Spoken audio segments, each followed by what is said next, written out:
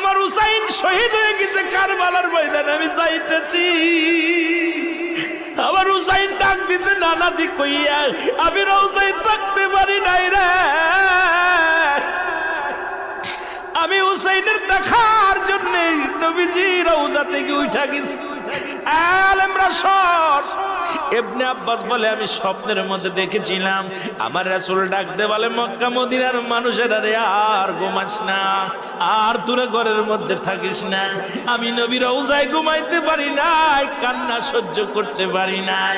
ওদিন আমিও ফাতেমার নদীও না আমি সহ্য করতে পারি। আমার হুসাইন যখন ডাক দিয়েছিল না নাজি ইয়া মুহাম্মাদ